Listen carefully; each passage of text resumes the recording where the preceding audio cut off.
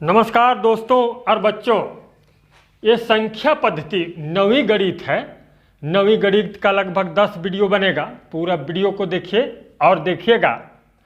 इसे प्रारंभ करते हैं। चलिए, आज हम लोग नवीं गणित, तो इसमें हम देखेंगे पहला प्राकृत संख्याएं। इसे n से प्रदर्शित किया जाता है। यह संख्याएं 1 से अनंत तक होती है। जैसे ये देख लीजिए, 1 से अनंत तक होता है 1, 2, 3, 4। इस तरह से ये अनंत तक होता है। गिनती जैसे 1, 2, 3, 4 ऐसे अनंत तक गिनेंगे। ये प्राकृत संख्याएं हैं। और देख लीजिए दूसरा पूर्ण संख्याएं। इसे W से, कैपिटल W से प्रदर्शित किया जाता है।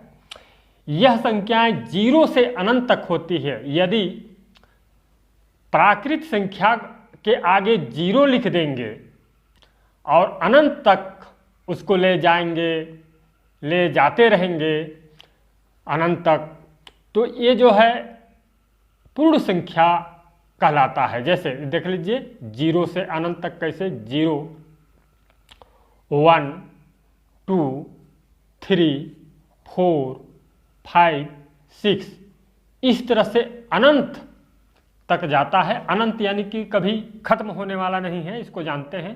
अनंत मीन्स इन्फिनिटिव। ये है पूर्ण संख्याएं। 0 लगा देंगे प्राकृतिक संख्या में तो पूर्ण संख्याएं कहलाता है। और आगे देख लीजिए, आगे पूर्णांक, इसको Z से प्रदर्शित किया जाता है। सभी पूर्ण संख्याएं तथा ऋणात्मक संख्याएं 0 के साथ मिलकर पूर्णांक बनाती है। जैसे यदि हम यहाँ 0 और यहाँ से 1, 2,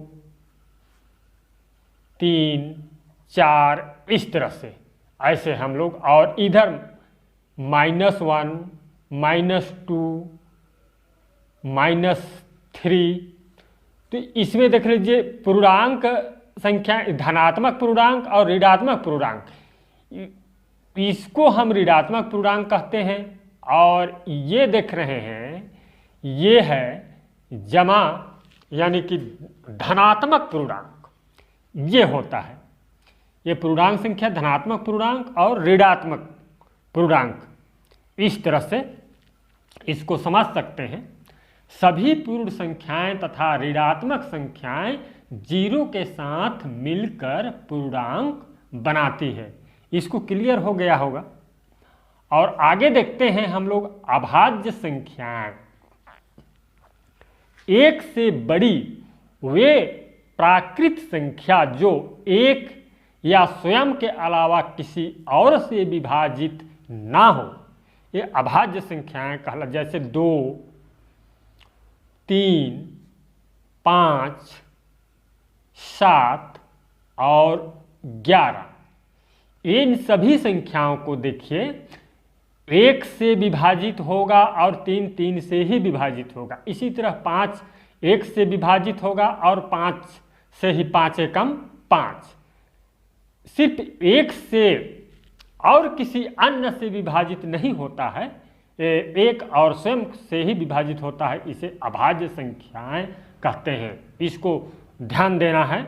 और भाज्य संख्याएं, इसको कैसे समझेंगे देख लीजिए। इसका 1 से बड़ी वे प्राकृत संख्याएं जो 1 या स्वयं के अलावा किसी और से विभाजित हो जाए, किसी और संख्या से विभाजित हो, तो वह जो है भाज्य संख्याएं कहलाता है। जैसे 2 और 3 तो नहीं है, तो इसमें 4 है। देख लीजिए 2 और 3 यहाँ लिखा गया है, तो 4 को भाग करेंगे तो इसका 1 से भी विभाजित होगा और 2 से भी, 2 दूनी 4 होता है। और किससे, S 4 एकम 4, ये स्वयं से। ये देख लीजिए, ये भाज्य संख्याएं हैं। इसी तरह 9 को देख लीजिए,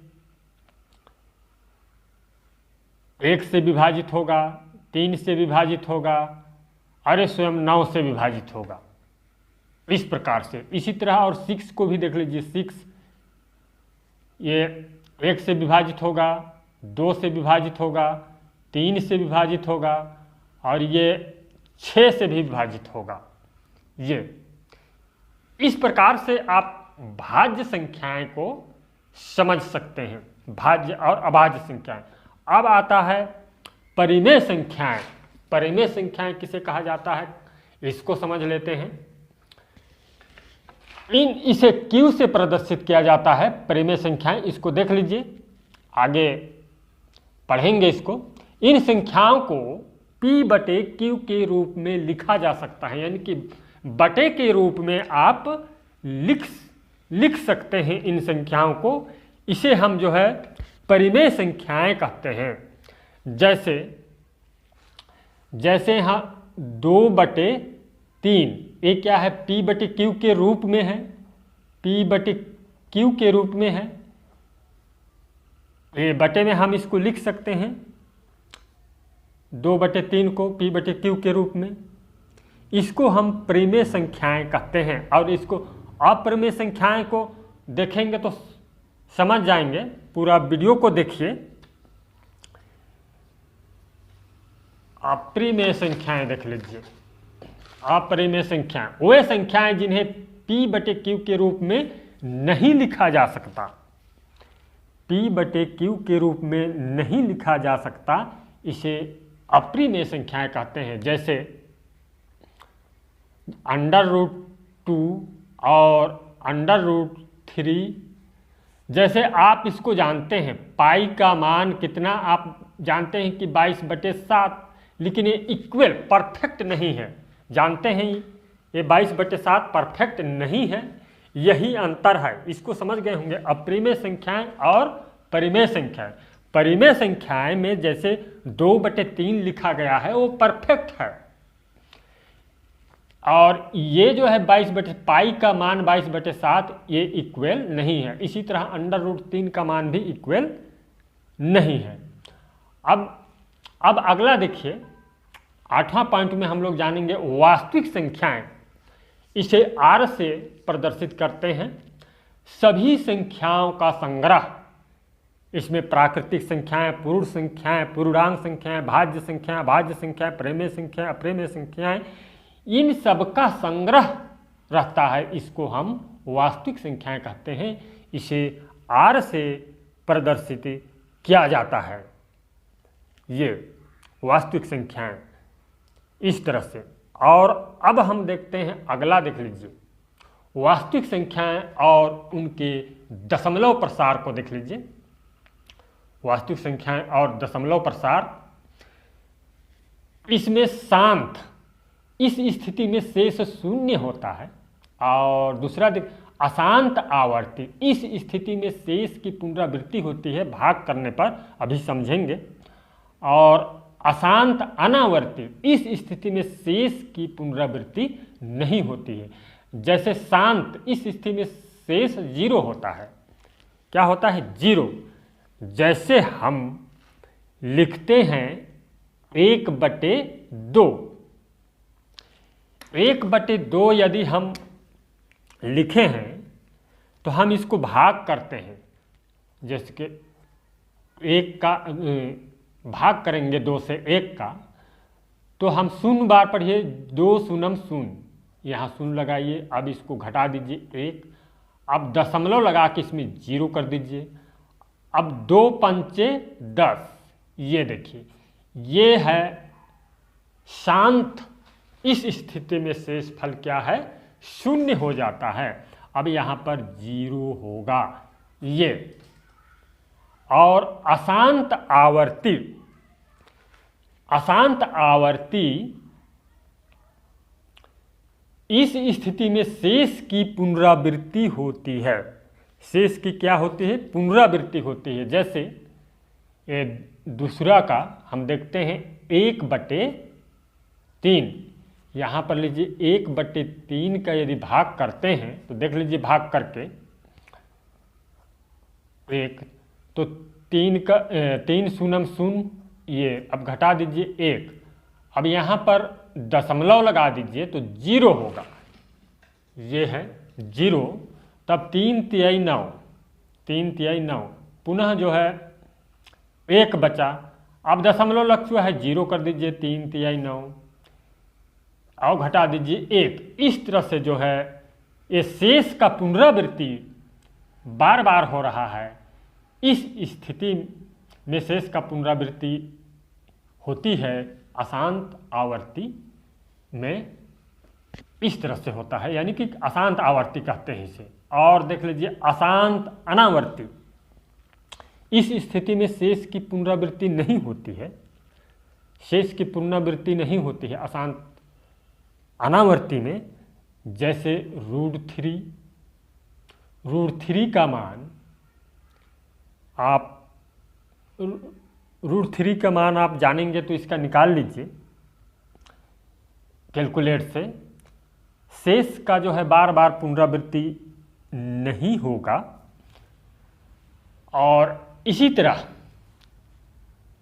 √2 इसका आंसर होता है 0.4142। इस तरह से अलग अलग दशमलव के बाद आंसर आता है, दशमलव के बाद ये जो है पुनरावृत्ति उसी संख्या का बार बार नहीं होता है। और इसी तरह पाई का मान भी अलग अलग आता है। ये सब क्या है? अशांत अनावर्ती। आगे देखिए घातांक के नियम। घातांक के नियम आप जानते हैं, यदि 3 का पावर 4 है तो ये 4 को पावर, यही जो है घात है, यही है पावर जो है, इसी को घात कहते हैं। 3 का पावर 4 है यहाँ, तो इसका मान हो जाता है, इसका मतलब कि ये 3 जो है 4 बार लिख करके गुणा कीजिए इस तरह से, 3 गुणे 3 गुणे 3 गुणे 3। ये देखिए 1 2 3 4, इसका पावर 4 है तो 3 गुणे 3 गुणे 3 गुणे 3। तो अब ये दोनों का गुणा कर दीजिए, 3 तिया 9 और 9 का इस 3 से गुणा कीजिए, 9 तिया 27 होगा इस 3, और इसका गुणा फिर से 27 से कीजिए इस तरह से। तो 9 7 त्रिके 21 का 1 2 हासिल आया, तो 3 दूना 6 6 7 8, ये 81 होगा। यानी कि 3 का पावर 4 है तो इसका आंसर जो है 81 होगा। ठीक, अब देखिए a का पावर m इंटू a का पावर n है, ये गुणा में है, तो इसके बराबर होता है a। देख लीजिए सेम है, a का a जो a यहाँ पर भी a है, इसका पावर जो है m है और n, अलग अलग जब पावर है, गुणा में है संख्या, तो देख लीजिए ये जो है जुड़ जाता है am प्लस n। जैसे देख लीजिए, समझ लीजिए यहाँ पर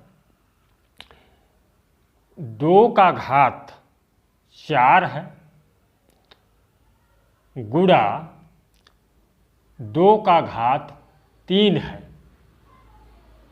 तो ये बराबर होगा 2 लिख लीजिए और 4 धन 3, तो बराबर 2 का पावर 4 और 3 7, ये 7 होगा। 2 का पावर कितना है? 7। 2 का घात 7 है, इसलिए 2 गुणा 2 गुणा 2 गुणा 7 बार लिख लीजिए, 2 गुणा 2 गुणा 2 गुणा 2, 1 2 3 4 5 6 7।